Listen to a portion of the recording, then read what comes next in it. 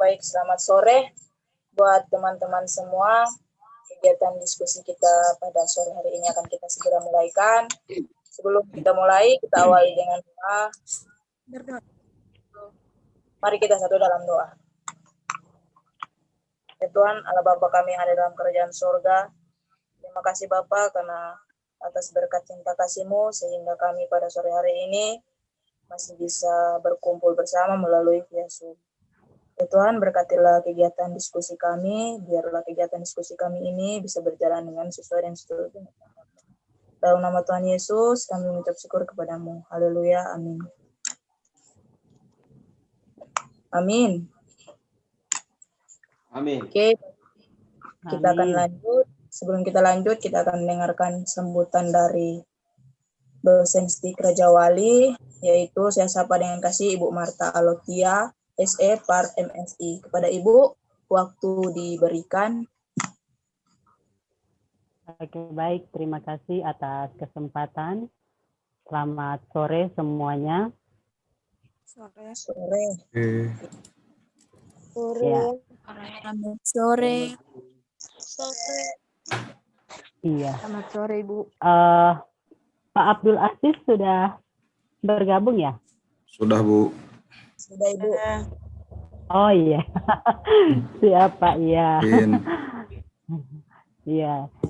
Yang kami hormati Pak Abdul Aziz selaku Kepala Divisi Operasional pada PT Inti Konten Indonesia. Dalam hal ini sebagai narasumber pada acara ini, yang kami hormati Bapak Ibu dosen, bahkan tendik, serta saudara-saudara mahasiswa yang boleh berkenan hadir juga pada kesempatan di saat ini. Istirahat.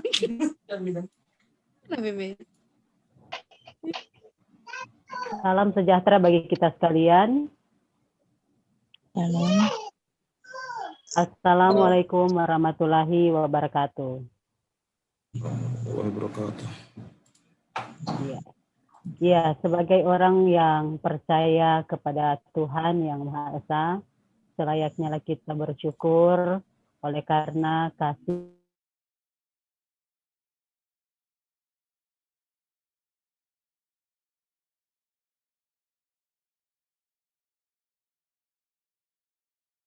Suaranya Ibu Marta nggak terdengar, Bu.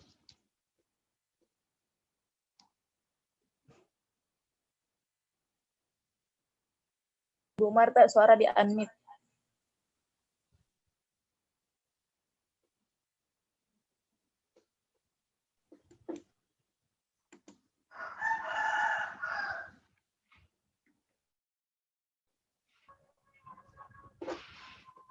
sudah kedengaran ya?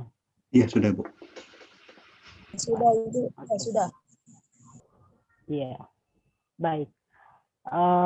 Jadi saya ulangi bahwa sebagai orang percaya selayaknya kita bersyukur kepada Tuhan Yang Maha Esa karena sampai dengan saat ini kita masih diberikan kesempatan oleh Tuhan untuk menikmati akan nafas kehidupan serta masih diberikan kekuatan, kesehatan, dan kemampuan dalam menjalani akan hari-hari hidup kita di saat ini. Dan bersyukur juga pada saat ini dengan dukungan dari BUMN, PT Industri Telekomunikasi Indonesia, dan PT Intens, kita boleh menyelenggarakan kuliah umum di saat ini, yaitu penerapan e-voting dalam pemilihan kepala desa. Kami sangat mengharapkan bahwa di dalam kuliah umum ini, teman-teman sekalian, baik para dosen maupun tenaga pendidik ataupun mahasiswa dapat mengikutinya dengan cermat agar supaya kuliah umum di saat ini bukan hanya menjadi sebuah kuliah yang seperti biasa yang kita lakukan, tetapi ini akan membawa impact atau akan membawa dampak ketika kita sudah melaksanakan kuliah ini. Karena ini menurut saya sangat bermanfaat, di mana ini penerapan e-voting ini dalam pemilihan kepala desa ini akan dilakukan di dalam pemerintahan, pasti juga di pemerintahan daerah ataupun juga yang ada di tingkat provinsi. Nah, Ini sangat baik sekali dan saya berterima kasih bahwa Pak Asis saat ini sudah hadir untuk menjadi narasumber.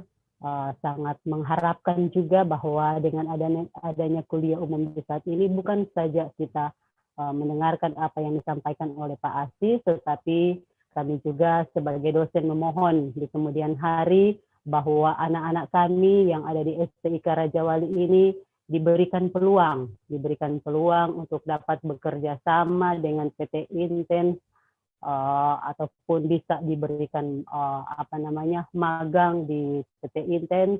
Ini kami sudah sangat bersyukur dan ini merupakan suatu kehormatan juga bagi kami bahwa di dalam pengembangan IPTEK yang ada di Kabupaten Kepulauan Talaut itu sendiri memang sangat-sangat dibutuhkan untuk pengembangan IPTEK terkait dengan informasi dan teknologi. Memang kalau melihat persoalan yang terjadi di Kabupaten Kepulauan Talaut, kita masih terbatas untuk jaringan informasi di sana. Walaupun memang sekarang dapat dikatakan bahwa sudah ada revolusi industri, kita sudah pada tahapan 4.0, tapi nyatanya di perbatasan di Kabupaten Kepulauan Talaut ini masih sangat mengharapkan dan membutuhkan adanya jaringan telekomunikasi di sana. Itu mungkin yang dapat kami sampaikan. Semoga mata kuliah umum ini dapat bermanfaat bagi kita sekalian, baik Bapak Ibu dosen maupun anak-anak mahasiswa. Demikian, terima kasih. Oke, terima kasih kepada Ibu Marta Alotia. Selanjutnya kita lanjut pada pemaparan materi, yaitu penerapan e-voting dalam pemilihan kepala desa. Dan saya berikan kepada Bapak Abdul Aziz Nashirudin Nalole. Kepada Bapak, dipersilakan. Ya, terima kasih. Selamat sore, salam sejahtera buat kita semua. Shalom. Shalom. Terima kasih sudah bisa berkesempatan membagi cerita dan juga sharing tentang penerapan e-voting elektronik di pemilihan kepala desa. Sebelumnya mungkin saya langsung izin share screen mungkin ya. Iya.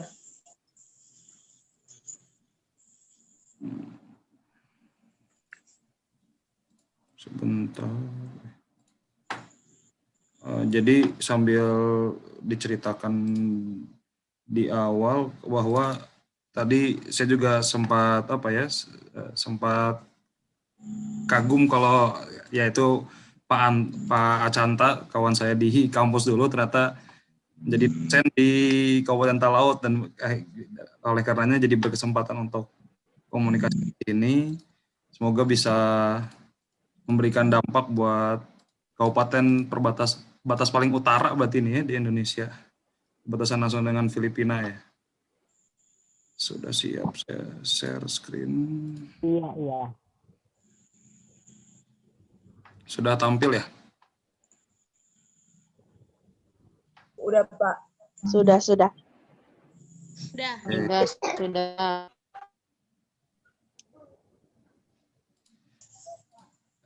Oke, saya langsung mulai. Di awal mungkin saya akan perkenalkan dulu, saya dari PT Inti Konten Indonesia. PT Inti Konten Indonesia itu berdiri tahun 2010 di Kota Bandung. Kami anak perusahaan PT Inti Persero, ini BUMN Industri Telekomunikasi di Kota Bandung. Kalau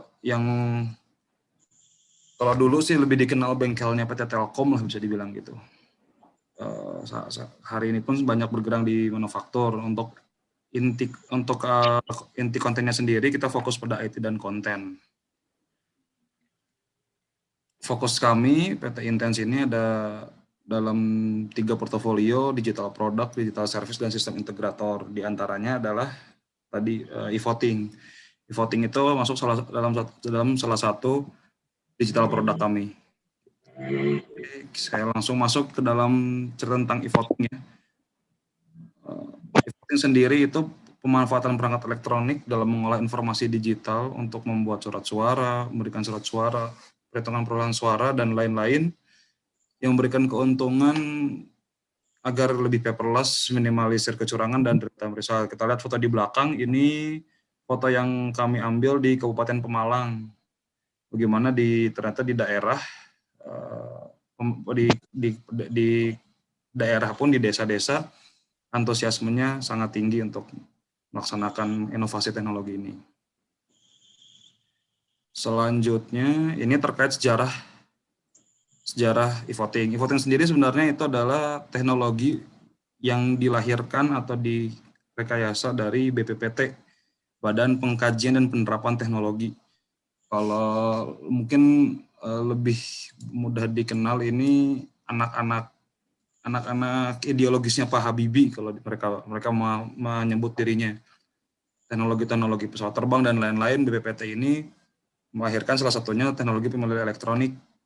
Diawali dari uji materi di Undang-Undang Pemilu ke MK, berdampak pada coblos contreng itu merubah menjadi sentuh panik komputer, terus mau konsensus e-voting internasional selama 1 tahun, di 2011 sampai 2014 melakukan perekayasaan, menyusun SOP-nya, mengembangkan perangkatnya, lalu melakukan simulasi dan uji coba kepada pemilihan kepala desa. Justru semangatnya pemilu elektronik ini sebenarnya ada pada kesiapan untuk pemilihan presiden maupun pemilihan legislatif maupun pemilihan kepala daerah. Tapi yang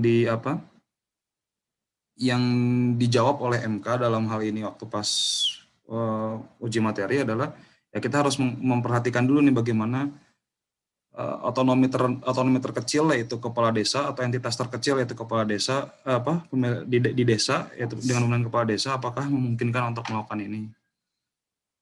Setelah diuji coba, lalu sebuah teknologi itu kalau hanya direkayasa, hanya dikaji, tidak akan memberikan dampak besar ke masyarakat. Maka bergeserlah kepada alih teknologi. Ditunjuklah PT Inti, Industri Nasional, sebagai BUMN untuk melakukan pabrikasi, terus distribusi, dan melakukan pendampingan ke daerah-daerah, kira-kira seperti itu. Sampai akhirnya sekarang intermediasi industri 2018-2019 sampai tahun ini, hampir seluruh supervisi penyelenggaraan BKDS elektronik ada di kami.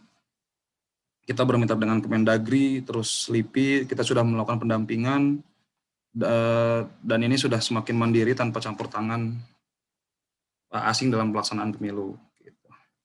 Nah, untuk BPPT sendiri perannya di mana tetap ada sebagai pemilik dari hak paten ini dan juga sebagai pemberi sertifikasi ketika sebuah daerah ingin melaksanakan pemilihan kepala desa secara elektronik. Selanjutnya, terkait keunggulan e-voting ada seperti apa saja, ada efisien dan efektif. Efisien dan efektif ini dari segi waktu dan juga dari segi biaya. Gitu. Perhitungan suara lebih cepat, jelas, tidak ada lagi turus-turus. Nanti ada cuplikan video yang mungkin akan saya tampilkan. Lalu tidak ada duplikasi pemilih, tidak ada suara rusak, akurasi perhitungan suara tinggi, dan menghemat biaya dalam jangka panjang. Selanjutnya, aspek keamanannya. Nah, tadi sempat disampaikan di pembukaannya oleh Bu Marta terkait jaringan telekomunikasi. Nah, perangkat e-voting ini tidak tersambung jaringan apapun, bisa kita bilang ini adalah perangkat offline, gitu. Jadi tidak butuh jaringan telekomunikasi yang khusus. Ini sifatnya offline, jadi bisa digunakan saat di lokasi situ saja, kayak gitu. Satu smart card hanya dapat digunakan 1 kali, ini menjadi pengganti kertas suara. Smart card yang bisa menggunakan suara hanya yang baru di-generate dari generator, jadi saat itu saja. Tanda pemilih sudah memilih adalah tercetaknya struk audit. Nah, ini struk audit ini nanti jadi penjaga audit lah, bisa dibilang gitu, ketika ada sengketa. Selanjutnya, nah ini alur kerjanya. Jadi masyarakat kalau di tingkat mahasiswa rasanya sudah melakukan pemilu ya. Jadi aplikasi DPT kalau di konvensional biasanya aplikasi DPT itu kan dicontreng-contreng itu. Contreng-contreng terus verifikasi dengan elektronik ini sudah melakukan verifikasi dengan KTP elektronik. Lalu nanti masuk ke dalam KTP reader ke dalam aplikasi generator untuk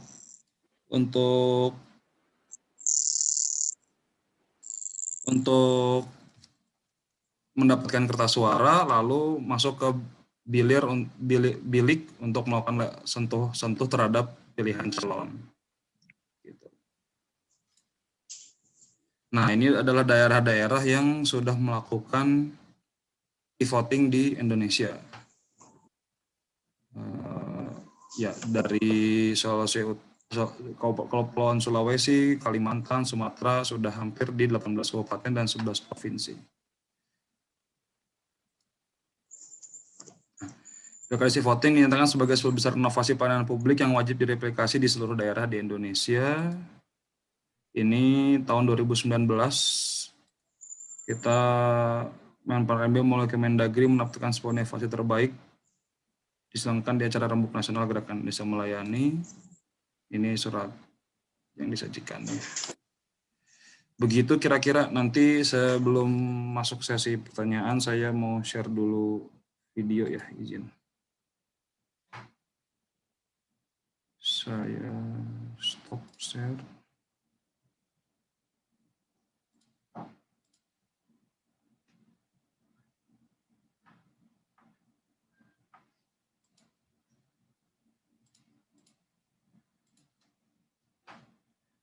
Ini saya akan tampilkan dulu alur e-voting secara animasinya ya, kita lihat tuh. Apa sudah tampil? Sudah, Pak. E-voting. Tampil ya. Suaranya keluar nggak? Ya, terdengar, Pak. Oke. Apa itu e-voting? E-voting merupakan singkatan dari electronic voting. Artinya, proses pemungutan dan perhitungan suara menggunakan perangkat elektronik. Tidak manual seperti biasanya. Caranya,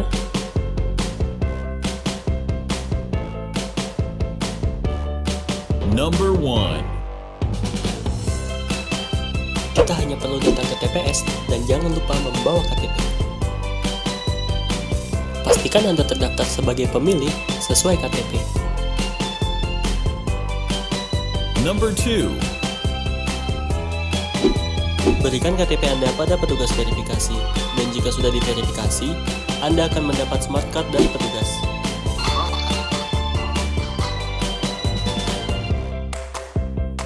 Number 3. Selanjutnya, sebelum masuk ke bilik suara, berikan smart card pada petugas bilik, dan petugas bilik akan memasukkan smart card ke alat pembaca.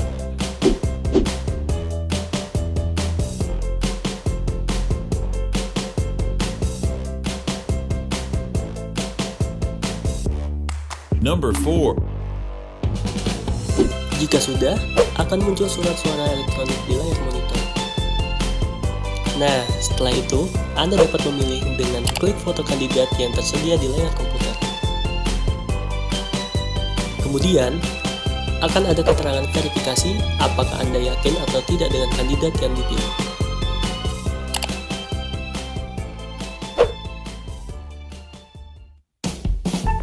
Number 5. Setelah Anda memilih, langkah selanjutnya, ambil stroke audit yang keluar dari printer. Number 6. Lalu, masukkan stroke audit pada kotak audit.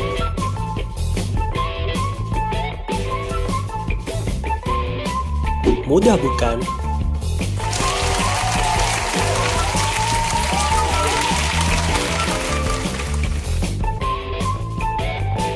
Manfaat yang didapat dari penggunaan e-voting ini efisien dan efektif, akurasi perhitungan suara yang tinggi, tidak ada duplikasi data pemilih, tidak ada suara yang rusak, perhitungan suara lebih cepat, dan yang terakhir, menghemat biaya dalam jangka yang panjang. penggunaan e-voting sendiri juga sudah tersebar di seluruh Indonesia. Bahkan sudah lebih dari 1.500 desa menggunakan e-voting.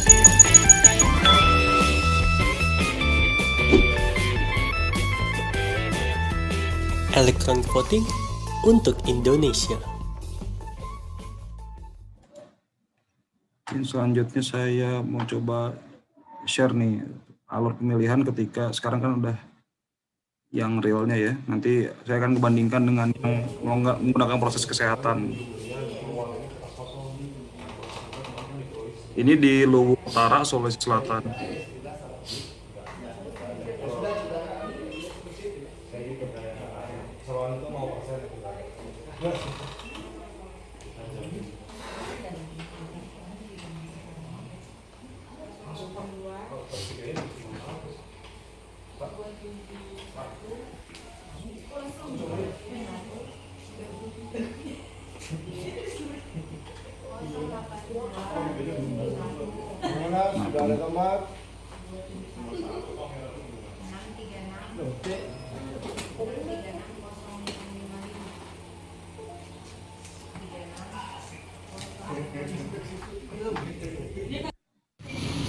Nah ini sorry. Ini di Kabupaten Sleman 2020 Desember kemarin. Berikutnya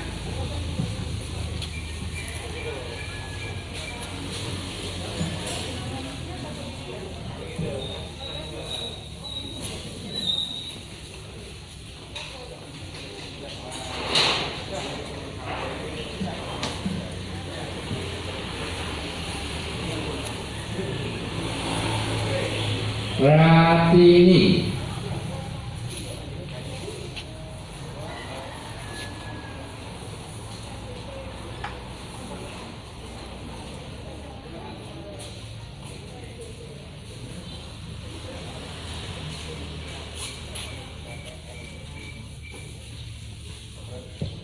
Estati.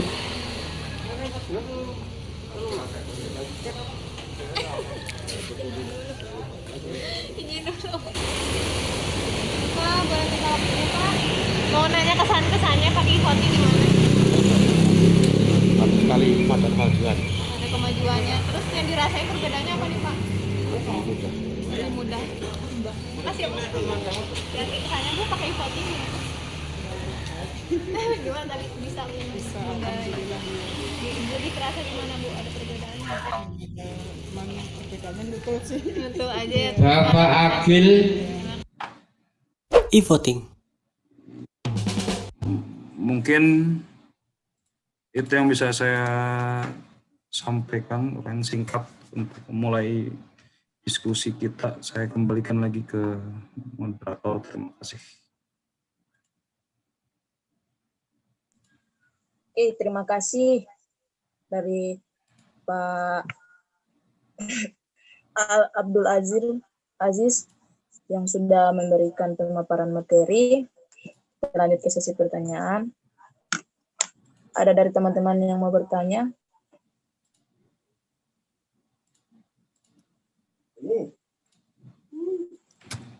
Kalau tidak ada, saya lanjutkan dulu. Pertanyaan pertama ada yang masuk di dalam kolom chat pribadi.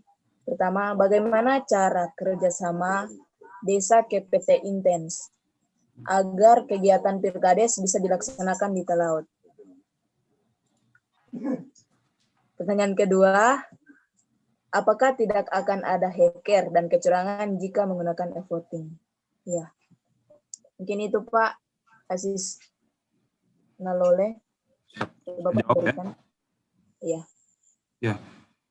Untuk Pilkades sendiri, pemilihan kepala desa itu secara tanggung jawab anggaran, tanggung jawab pelaksanaan itu dikelola oleh Dinas Pemberdayaan Masyarakat Desa atau pemerintah desa atau yang bertanggung jawab di kabupaten tersebut. Jadi sifatnya tidak bisa diwakilkan oleh masing-masing desa untuk pelaksanaan pemilihan kepala desanya.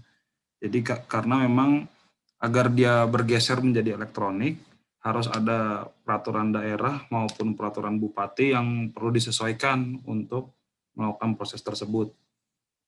Kami PT Intens, PT Inti bermitra dengan BPPT dalam melakukan proses audiensi maupun konsultasi kabupaten dalam melakukan perubahan regulasi menuju pemilihan kepala desa secara elektronik gitu. Jadi sebenarnya ketika kemauannya itu dari desa itu jauh lebih baik, karena nanti karena kan desa itu punya komunikasi ya secara khusus ke dinas desa yang mengkoordinasikan dia di kabupaten. Tinggal disampaikan bahwa saya pernah nih nonton atau saya pernah disosialisasikan terkait pemilihan kepala desa secara e-voting, desa kami tertarik nih untuk melakukan inovasi seperti itu di pemilihan kepala desanya. Ya, nanti tentu dinas PMD, dinas desa di kabupaten tersebut akan mengakomodir hal tersebut. Jadi jawabannya secara khusus ya memang kalau dari desa sendiri langkahnya adalah berkomunikasi dengan dinas di kabupaten, khususnya dinas pemerintahan masyarakat desa.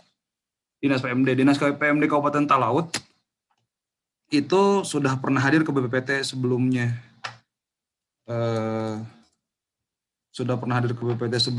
Mungkin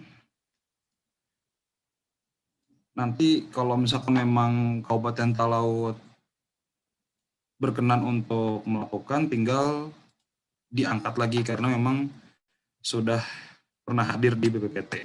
Kira-kira seperti itu. Cukup ya untuk pertanyaan pertama, atau ditanggapi dulu Mbak Oktaviani? Iya, Pak. Mungkin bisa jelas itu, Pak. Yang kedua? Nah, yang kedua, kalau pertanyaan terkait tadi apa hacker ya? Apakah tidak akan ada hacker dan kecurangan jika menggunakan e-voting? Apalagi kan di Indonesia, Pak. Apalagi kenapa? Apakah tidak akan ada hacker dan kecurangan jika menggunakan e-voting? Oke. Kalau kecurangan sendiri,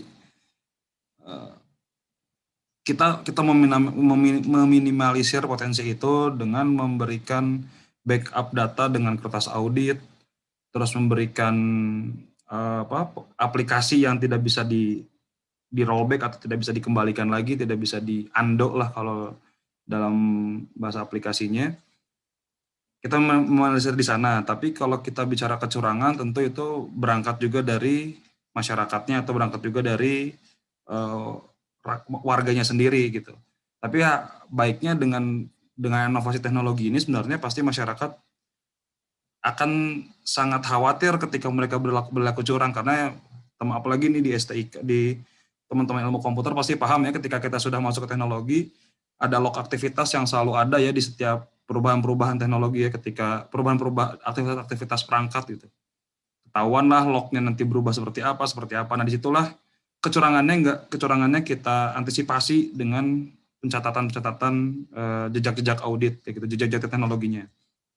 Nah, kalau untuk hackernya sendiri, aplikasi voting ini sifatnya offline. Jadi dari tadi pintu masuk tadi yang kalau kita lihat di tayangan video dari verifikasi hingga mereka mencabut kertas audit itu tidak ada jaringan online. Semuanya jaringan tertutup offline, maka tidak ada potensi orang mengganggu proses tersebut kayak gitu. Itu mungkin yang bisa saya sampaikan. Oke, terima kasih, Pak.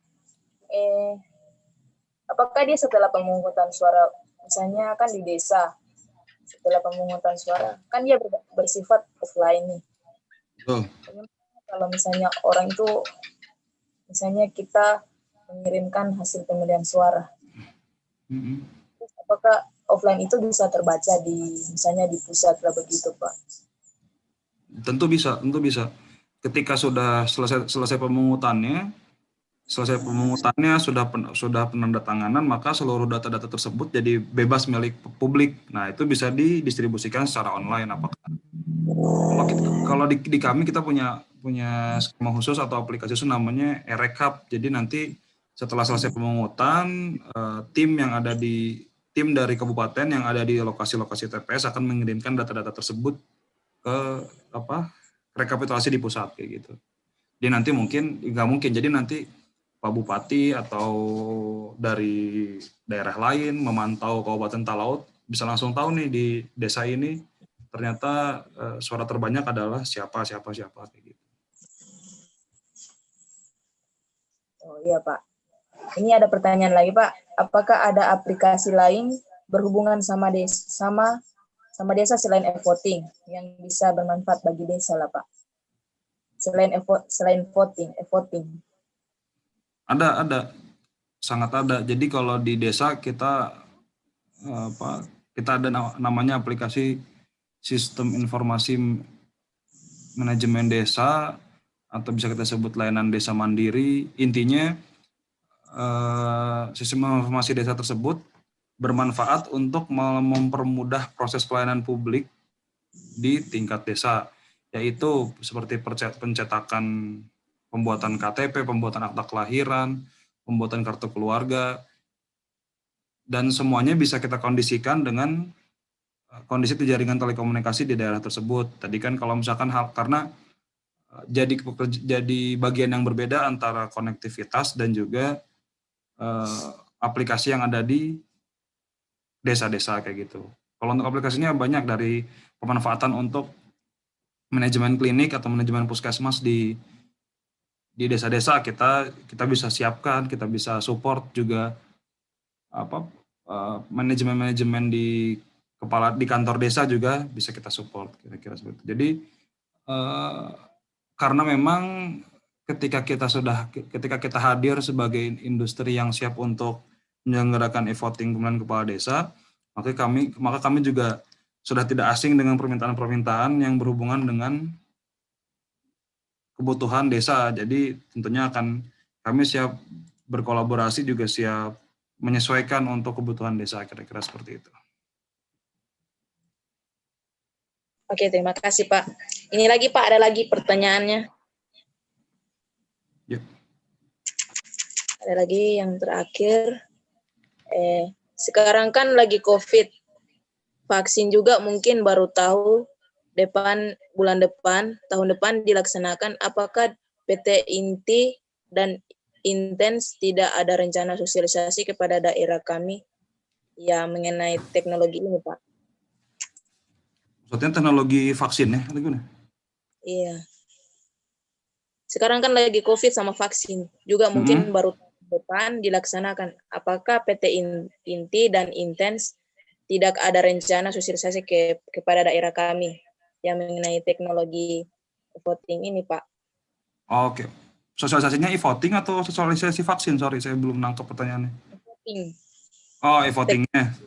Aplikasi e-voting ini, sosialisasinya.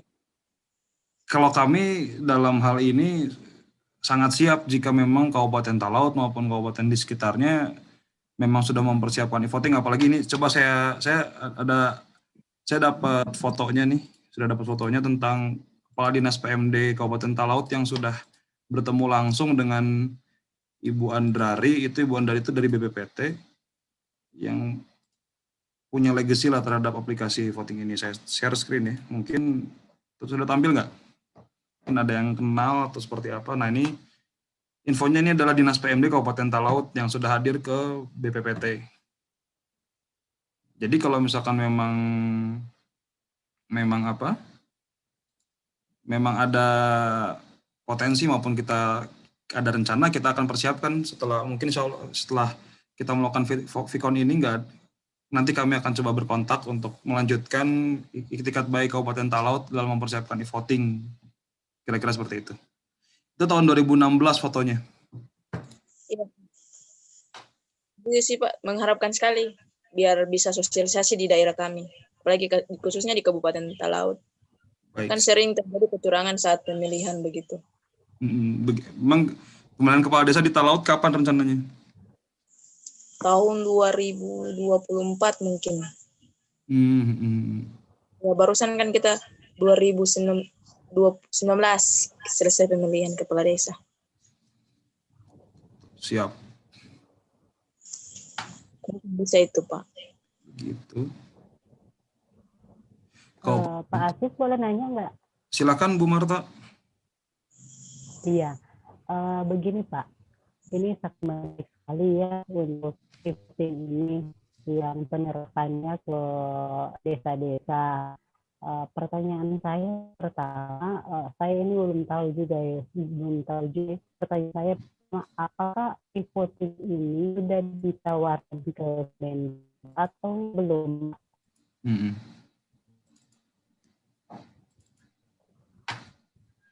Maksudnya pertanyaan saya dijawab dulu Pak, sudah ditawarkan ke Mendes atau belum? Kementerian Desa maksud. Oke, kalau untuk ditawarkan, kami sifatnya kemarin saya langsung juga sama kawan-kawan dari PT Intens dan PT lainnya, kami hadir di Kemendagri Dirjen Bina Desa untuk melaksanakan sosialisasi, untuk melaksanakan simulasi ini Bu. Jadi secara khusus memang sudah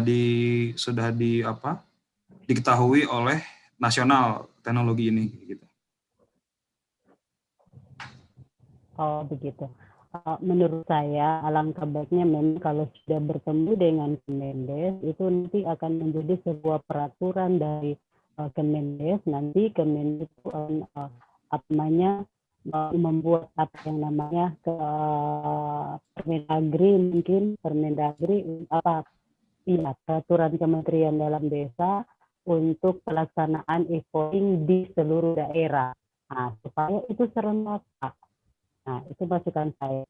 Agar supaya itu serentak. Jangan misalnya di desa yang satu, kita sudah menggunakan e-voting. Nah, e-voting ini hanya sampai sebatas desa. Ya kan? Hanya sampai sebatas desa. Nah, memang benar bahwa akan ada yang namanya rekapitulasi yang nantinya akan dibawa kepada daerah gitu. Nah, ini menurut kami bahwa ini salah satu langkah yang memang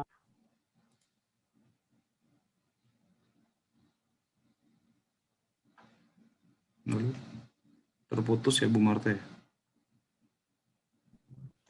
Iya, mohon maaf itu nih. Jadi ya Pak Asis, menurut saya begitu Pak. Siap. Apa namanya ditawarkan ke Kemendagri ya biar nanti dari sana diberi perintah bahwa semua daerah yang mempunyai desa itu wajib melaksanakan pemilihan dengan menggunakan voting seperti itu. Siap, terima kasih Bu saran masukannya. Memang dalam hari ini kami sedang melakukan penjajakan itu untuk membentuk sebuah peraturan Menteri Dalam Negeri terkait pemilihan kepala desa secara elektronik. Terima kasih Bu Marta. Oke, Pak. Ini saya sambil baca chat juga ada pertanyaan nih dari kolom chat, boleh langsung saya yang baca? Langsung saya baca aja, langsung saya jawab aja ya. Bu Oktavini. Dari Krisya Pangalo, apakah pernah terdapat kendala dalam penggunaan e-voting? Iya. Kendala yang dimaksud seperti apa? Kalau soal kendala secara teknologinya, tadi kita juga testimoni tadi dari video juga menjadikan bukti kalau secara penggunaan di masyarakat tidak ada permasalahan. Jadi kendala mungkin pada saat di awal ya, ketika ini disosialisasikan, ketika ini harus dimunculkan di sebuah kabupaten, pasti kan hal yang baru ini membuat hal inovasi, terus hal baru ini kan kadang-kadang membuat kaget dan membuat agak gagap lah terhadap perubahan. Nah, biasanya sih kendala yang terjadi di e-voting itu adalah perubahan itu. Kalau dalam pelaksanaan sendiri, ketika sudah sebuah kabupaten sudah siap, sebuah desa sudah mau, ada jalannya. Kita apakah nanti perangkatnya seperti apa, terus pelatihannya seperti apa, terus nanti pelaksanaannya seperti apa. Karena kami bersama BPPT ini sudah melakukan ini hampir di 1.500-an desa. Jadi tidak perlu khawatir ketika sudah yakin untuk melaksanakan secara e-voting, maka kami akan kawal baik-baik sampai terselenggara dengan lancar, kira-kira kayak gitu. Jadi secara kendala rata-rata di pre-production-nya bisa dibilang gitu. Jadi sebelum mulai, sebelum terjadi malah jadi kendala biasanya. Tapi ketika sudah komit, sudah siap, terlaksanakan semuanya aman-aman saja secara e-votingnya. Kalau permasalahan-permasalahan pemilunya, permasalahan suksesinya itu hal yang lumrah ya. Jadi ya sangat biasalah ketika salah satu calon kalah lalu ada gugatan atau marah, itu mau e-voting maupun tidak e-voting terjadi seperti itu juga. Jadi namanya juga suksesi, namanya juga pemilihan, namanya juga sebuah persaingan. Kadang-kadang yang kalah tidak terima, yaitu kerap kali juga ada. Walaupun memang dasarnya bukan karena e-votingnya, karena emang suksesi rata-rata seperti itu. Begitu, saya coba jawab dari kolom chat. Silahkan kalau ada pertanyaan lebih lanjut. Mungkin dari dosen-dosen ada tanggapan dari Ibu Monica Natalin. Mungkin ada tanggapan.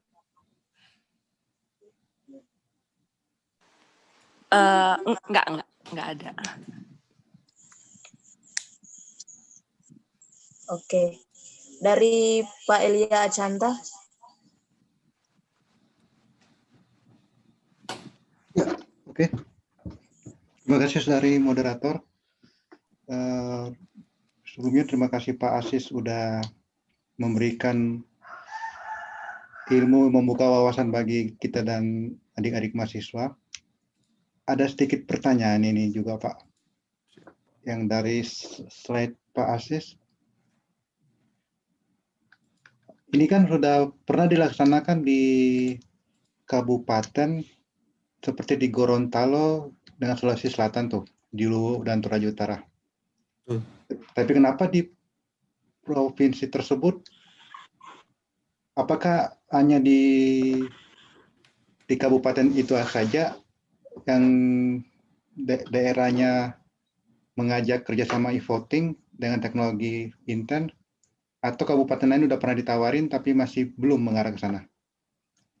Karena kalau tahu saya, contoh di Toraja Utara itu masih akan ada lagi pilkades tahun depan kalau nggak salah Pak ya, 2022. Betul. Kalau nggak salah di daerah Pak dosen kami juga yang itu saudari Oktav ini kalau nggak salah akan pilkades tahun depan juga. Kalau nggak salah, karena kemarin kan baru sebagian yang pilkades kan ya, periode 2019, karena 2017 kan mau beres kalau nggak salah. Nanti kita cek ya. Nah, apakah ada solusi gitu Pak dengan teknologi yang dari Pak Asis dengan PT Inten nawarin itu bagi daerah, dan mungkin mau memberikan ilmu juga buat mahasiswa buat mengimplementasikan sebagai karyawan atau tim kali ya pada saat pelaksanaan. Apakah ada dari PT Inti dan PT Inten? Oke. Mungkin waktu dan tempat. Siap, terima kasih Pak Canta. Segera saya jawab. Ini Pak Canta ini kawan saya dari zaman kuliah dulu. Ya, jadi terkait kenapa Toraja Utara, terus Kabupaten Bualemo, terus apa? Terus apa lagi tuh ya di background saya. Terus Luwu Utara, Bantaeng itu kenapa mereka melaksanakan hal-hal tersebut? Memang benar tadi, karena pertama kabupatennya atau Pak Bupatinya atau Dinas PMD-nya siap untuk berinovasi dalam melakukan pemilihan kepala desa. Maka terinisiasilah sebuah kerjasama antara BPPT, kabupaten tersebut, serta kami di Inti dan Intens. Nah, terus bagaimana untuk kabupaten yang lain? Kabupaten yang lain tentu kami jajaki satu persatu, kami bangun komunikasinya satu persatu, dan juga seperti yang disampaikan Bu Marta tadi, kami juga komunikasi dari pimpinan teratasnya dari kementerian untuk bisa menginformasikan juga ke daerah-daerah. Saya kira seperti itu. Nah, lalu untuk yang selanjutnya bagaimana terkait potensi kerjasama dengan tingkat mahasiswa? Tepat di 2020 kemarin di Desember, itu Kabupaten Sleman sama Kabupaten Sidoarjo itu melaksanakan pilkades e-voting, yang dimana tim teknisnya hampir 80% adalah mahasiswa. Di Sidoarjo waktu itu kampus Muhammadiyah Surakarta, Muhammadiyah Sidoarjo ya, Muhammadiyah Sidoarjo. Terus habis itu di Sleman itu termasuk besar pelaksanaannya, kampus-kampus di sana, mahasiswa di sana diberdayakan oleh kabupaten, diminta tolong oleh kabupaten sebagai tim teknis, sebagai tim penyelenggara dari pelaksanaan pilkada secara elektronik gitu. Jadi dampaknya tadi bisa sangat berkelanjutan. Apakah nanti efeknya tadi seperti yang disampaikan di paparan pertama, nanti bisa kerjasama langsung dengan kami, maka salah satu mahasiswanya nanti akan bisa kerja praktek atau magang di Bandung, atau misalkan ketika nanti pelaksanaan di Kabupaten Talaut, teman-teman dari STIK bisa juga support kabupaten untuk melaksanakan pemilihan kepala desa. Sangat mungkin itu terjadi juga di beberapa kabupaten. Itu Pak Canta.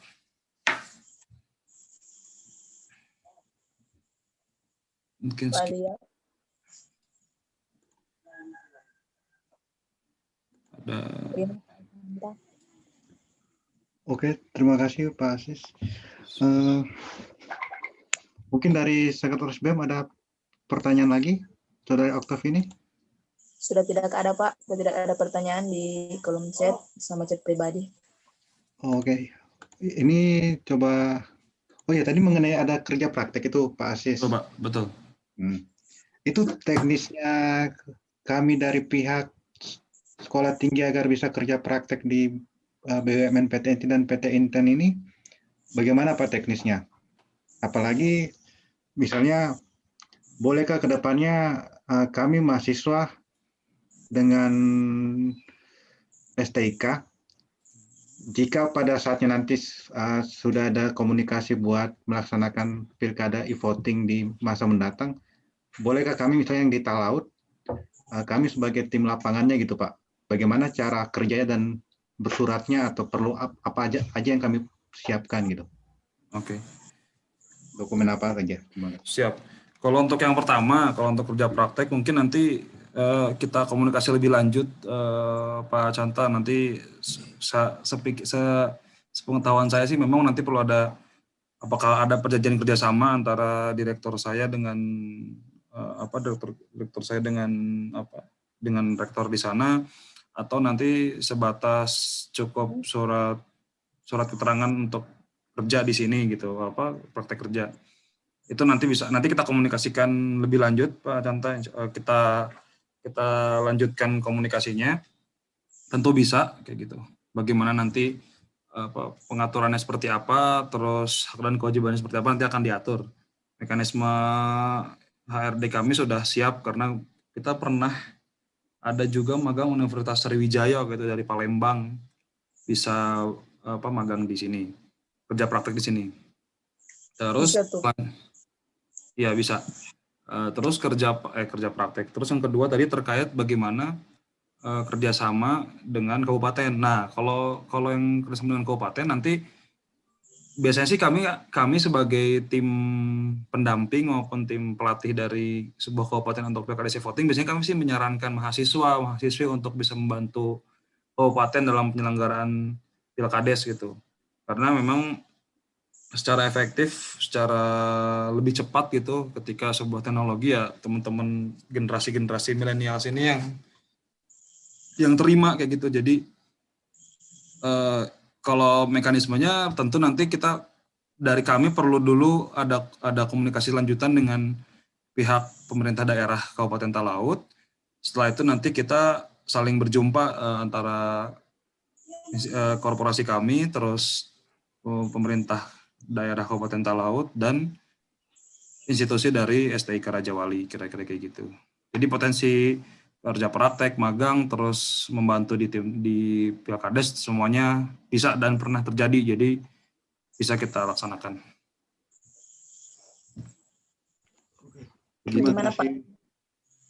Terima kasih Pak Asis. Dan mungkin ini ada terakhir pertanyaan dari saya, Bu Moderator, izin? Iya, silakan. Iya, Pak. Kebetulan di Talaut ini kan sebenarnya pariwisatanya juga lumayan sih Pak. Dari pantainya ada beberapa spot pariwisata yang belum dikelola. Apakah kira-kira ada sistem dari Inti atau dari Inten dan yang bisa untuk memajukan pariwisata kita, kami di Talaut gitu, buat mensupport. Apa kira-kira contohnya gitu Pak, dan yang bisa diimplementasi oleh mahasiswa. Bahkan mungkin dari PT intinya mungkin implementasi, tapi teknisnya mahasiswa gitu Pak. Oke, bisa. Dan apa aja yang kami harus siapkan buat misalnya audiensi kepada DPRD atau Pemda. Kebetulan Ibu Oktavini ini baru akan turun dari sekretaris BEM, mungkin bisa surat terakhir ya Bu Oktavini ya buat bagaimana dengan PT Inti komunikasi dengan pemerintah kabupaten dan DPRD. Mungkin Pak Asis waktu.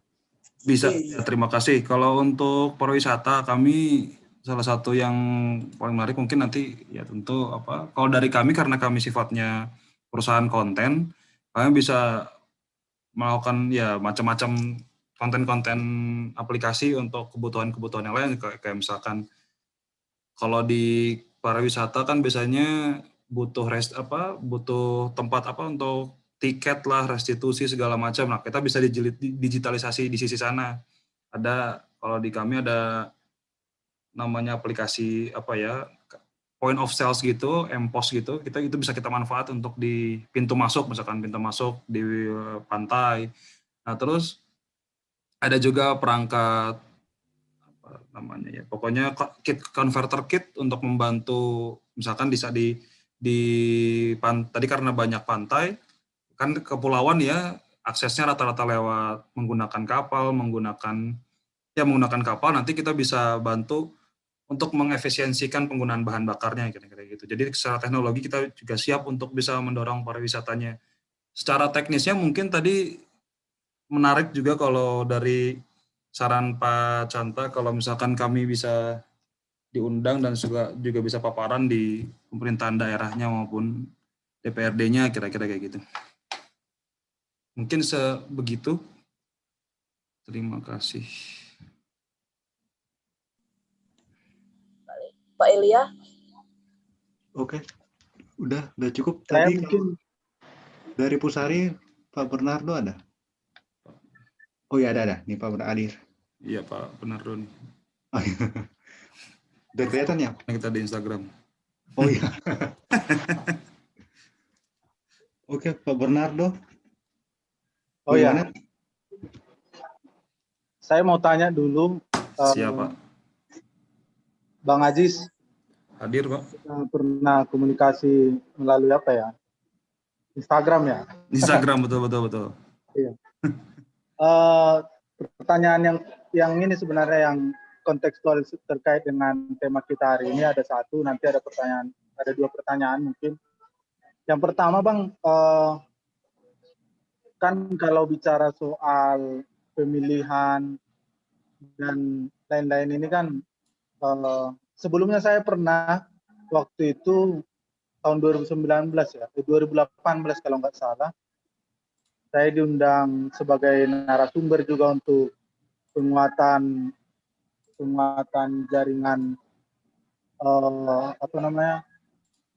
KPU itu penguatan ini sistem KPU itu sistem internet dan sistem datanya begitu. Tapi yang mau saya tanyakan, apakah memang e-voting yang sudah diterapkan, saya lihat beberapa di pemetaan ini sudah ada beberapa yang diterapkan, dan saya lihat cek juga di Instagram Bapak kan udah ada beberapa yang diterapkan di desa. Nah, kita nggak muluk-muluk di Indonesia kan pasti banyak aturan yang harus punya landasan begitu. Contohnya e-voting ini apakah memang sudah ada landasan hukumnya begitu, dan sehingga tidak menjadi ambigu nanti ketika semisal kita seperti yang Bapak sampaikan tadi, kita ketemu misalkan sama bupati, kita lalu sampaikan itu, sehingga tidak ada kendala dalam hal landasan hukumnya. Dan juga bagaimana dengan dari sisi pandangan dari sisi ekonomisnya, atau justru lebih mahal kah atau lebih murah begitu, karena rata-rata sekarang di desa di kabupaten itu kan pilkades itu diterapkan secara serentak semua. Nah, sehingga tentu juga ada pertimbangan ekonomisnya juga dari sisi ekonomis. Lalu selanjutnya ini terkait dengan inovasi desa, inovasi di desa. Hal yang baik sebenarnya ketika misalkan ada inovasi baru yang lebih ekonomis, lebih mudah untuk dilaksanakan dan tentunya lebih apa ya, kalau digitalisasi ini kan pastinya data-datanya harus juga lebih lengkap, lebih rapi begitu kan, sehingga kita sangat tertarik sebenarnya dengan tema ini. Tapi kemudian adalah ribetnya data dan juga kemudian ada tumpang tindih data, bahkan banyak lembaga KPU, Kementerian Sosial, lalu kemudian nanti masuk lagi ke Kementerian Dalam Negeri, beda-beda semua datanya. Nah, bagaimana untuk mengatasi sendiri dari segi inovasi yang Bapak tawarkan ini begitu? Terima kasih. Oke, terima kasih. Kalau untuk yang pertama, saya coba jawab terkait regulasinya. Nah, kalau untuk regulasinya sendiri, itu ada di peraturan keputusan MK terkait perubahan dari coblos contreng menjadi menjadi sentuh panel komputer. Jadi secara undang-undang pemilu, e-voting ini sudah terakomodir gitu. Tinggal turunannya adalah undang-undang desa. Undang-undang desa di mana di sana menyebutkan terkait kepala desa dilakukan secara pemilihan umum. Maka kaitannya bisalah menggunakan electronic voting. Lalu dasarnya apa pelaksanaannya? Pelaksanaannya di daerah adalah sebuah peraturan bupati terkait turunan teknis, turunan detailing dari pelaksanaan pemilihan kepala desa secara elektronik. Gitu. Secara khusus memang Pilkades ini saya langsung lanjut ke yang cerita yang kedua ya, terkait masalah efektivitas dan efisiensinya perangkat tersebut. Pemanfaatan perangkat ini tadi disampaikan betul. Jadi regulasi pemilihan kepala desa itu yang kadang-kadang bikin membingungkan adalah masalah serentak. Nah, tapi di pasal serentak itu, di penjelasan istilah serentak itu, saya coba saya sharing sedikit materinya. Sebentar. Sharing sedikit materi tentang istilah serentak itu. Nah, ini. Sudah tampil ya? Sudah tampil belum? Ya, sudah Pak. Ya, sudah. Nah, jadi istilah serentak itu secara Undang-Undang Desa memang diamanatkan serentak. Nah, lalu di Peraturan Pemerintah Nomor 43 tentang peraturan tentang pemilihan kepala desa diatur dengan mempertimbangkan jumlah desa dan kemampuan biaya pemilihan. Lalu diatur di Permen 112 tentang pemilihan kepala desa, ketentuan lebih lanjut itu menjadi turunannya adalah peraturan daerah. Nah, jadi ketika sudah berbicara menjadi elektronik, maka kan nanti kemampuan biaya kabupatennya akan diperhitungkan. Maka klausul ini bisa menjadi dasar. Setelah itu, perlu hal apa aja yang perlu dipastikan ada dalam regulasi. Jadi ketika perda itu selesai, perda itu dibentuk, maka peraturan apa aja yang perlu disesuaikan dengan e-voting. Di antaranya adalah serentak hari yang sama tadi, terus masalah hasil pemenangnya, lalu terkait sengketa juga harus disebutkan dalam peraturan bupati yang dibentuk berdasarkan pilkada secara elektronik. Itu terkait yang serentak. Jadi kalau diukur efisiennya tentu kalau kita beli perangkat ini kan sifatnya jadi aset, ya pasti di awal akan lebih besar dibandingkan yang manual. Kita nggak menafikan itu. Jadi, tapi ketika ini dipergunakan dalam waktu jangka panjang, dipergunakan secara terus-menerus di tahun kedua, tahun ketiga selanjutnya, maka nilai ekonomisnya maka akan tumbuh. Jadi lebih efisien dari yang manual. Terus tadi pertanyaan ketiga terkait keselarasan data antar Kemensos, KPU, dan lain-lain. Nah, ini juga menarik nih pertanyaannya. Berkaitan dengan Pilkades, khususnya e-voting nih. Kalau di e-voting biasanya kami akan memberikan arahan kepada kabupaten yang siap untuk e-voting, itu mengkoordinasikan antara Dinas Pemerintahan Masyarakat Desanya, Dinas Dukcapil, dan Dinas Kominfo. Kenapa? Itu menjadi 3 dinas utama yang biasa kita kolaborasikan dalam pelaksanaan Pilkades elektronik. Kenapa seperti itu? Pertama, Dinas PMD sebagai yang paham regulasinya, sebagai tata administrasi dan jaringan ke desanya. Dinas Kominfo sebagai nanti bisa kita atur sebagai penjaga yang bisa memastikan perangkatnya sesuai, aplikasinya sesuai. Dan Dukcapil tadilah yang mengawal daftar pemilih tetap atau data-data masyarakat tidak rancu gitu. Karena kan selama ini KPU, Kemensos segala macam yang kami lihat basisnya NIK, tapi sumber datanya bukan dari, karena kan kalau kita ngomongin soal NIK semuanya ada di Dinas Catatan Sipil ya, di Disdukcapil. Maka Pilkades e-voting ini membantu untuk membenarkan atau menyelaraskan data kependudukan dengan terlibatnya Dinas Kependudukan Catatan Sipil dalam proses pelaksanaan Pilkades. Itu datanya sama. Terus ketika datanya sudah sesuai, tadi kalau kita lihat di proses pemilihannya kan menggunakan KTP reader ya, menggunakan KTP elektronik. Nah, di sanalah sistem verifikasinya terjadi. Begitu, mungkin itu Pak Bernardo, 3 pertanyaan. Mungkin ada tanggapan lagi.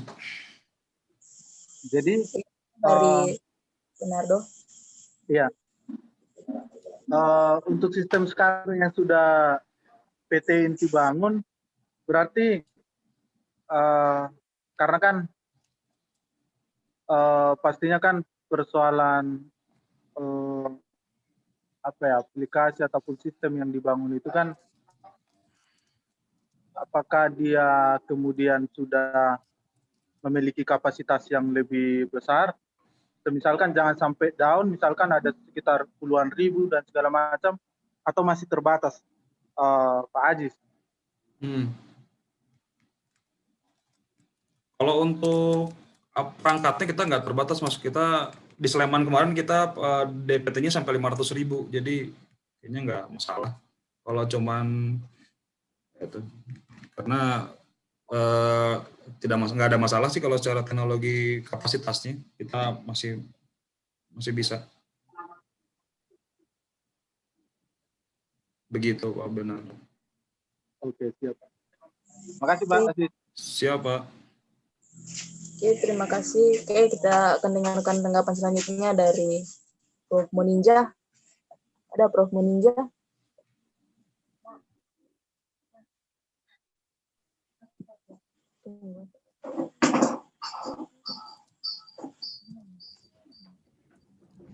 Ya, Prof. Moninja ada? Mungkin Prof lagi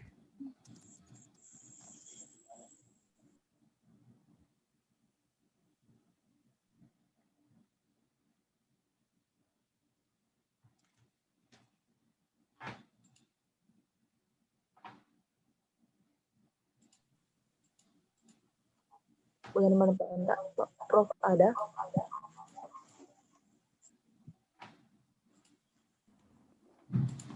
Mungkin Prof lagi ke belakang, Dek. Lanjut bagaimana, saja. Pak? Lanjut saja dulu. Oke. Mungkin dari adik-adik teman mahasiswa sudah tidak ada pertanyaan.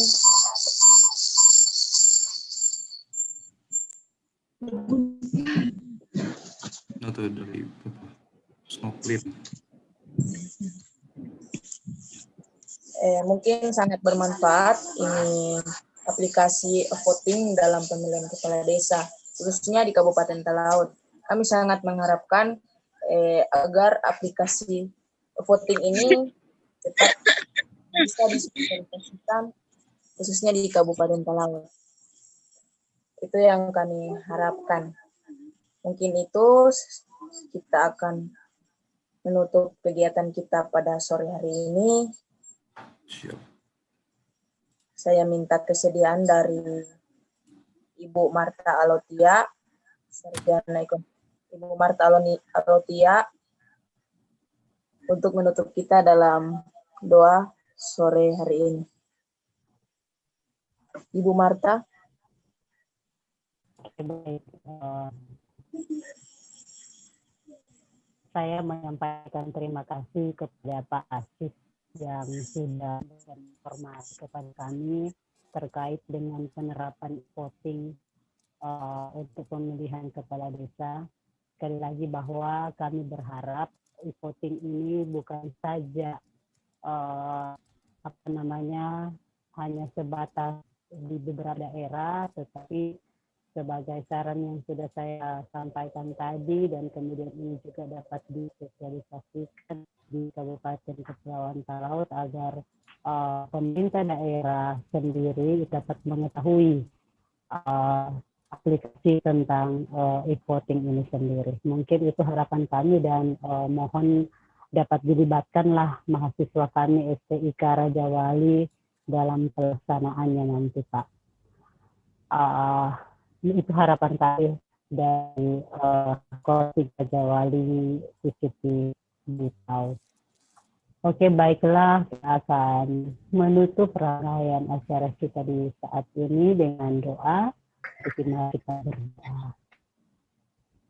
Bapa kami yang di surga, kami berdoa oleh karena kasih setiamu, sehingga Engkau telah menuntun kami, sehingga kami dapat melaksanakan kuliah umum di saat ini. Kami percaya Tuhan, setiap yang telah kami dapatkan dapat bermanfaat bagi kami, baik sebagai dosen maupun sebagai mahasiswa. Dan pada akhirnya Tuhan, setiap tahun yang kami miliki sudah kami implementasikan di dalam kehidupan kami bermasyarakat. Terkasih Tuhan, Bapak Asis yang sudah menjadi narasumber, kepada kami juga semua sebagai dosen mahasiswa, biarlah kami tetap diberikan kesehatan, kekuatan oleh Engkau, agar di dalam hidup ini kami percaya bahwa Engkau adalah sumber penghiburan, sumber pengharapan yang selalu kami sembah dan muliakan. Inilah yang menjadi doa dan permohonan kami Bapa, di dalam nama Tuhan Yesus kami berdoa, bersyukur kepada-Mu. Amin. Amin. Terima kasih banyak buat Pak Asis Nalole yang sudah memaparkan materi pada sore hari ini, dan saya mengucapkan banyak terima kasih kepada Pusari Aidi yang sudah bekerja sama dengan STIK Raja Wali serta dosen-dosen yang sudah hadir pada sore hari ini.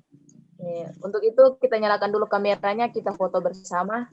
Untuk adik-adik, kita nyalakan dulu kameranya, kita ambil foto bersama sebelum kita tutup. Oke, siap semua ya kameranya. 1, 2, 3. Tunggu. Sebentar. Sekali lagi. Ke halaman berikutnya sebentar. Sekali lagi 1, 2, 3. Sekali lagi, boleh yang Korea itu bagaimana ya? Love Korea boleh? Korea gini. Oh, sarangi. Sarangi ya. Coba sarangi 1, 2, 3.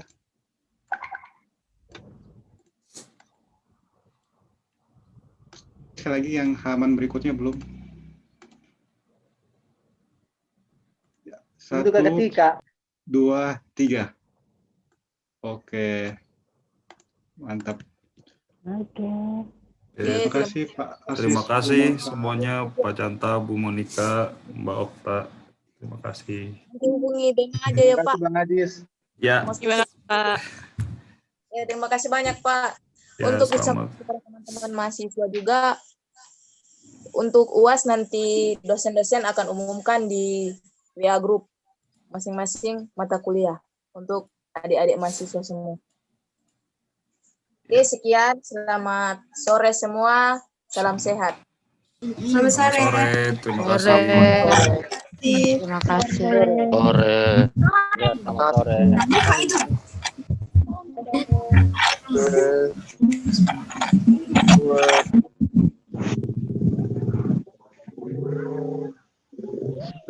Oke. Shalom semua, selamat sore, selamat istirahat dan semangat buat mengerjakan UAS semua adik-adik. Tetap Ya, Pak. tetap Semangat. semangat ya.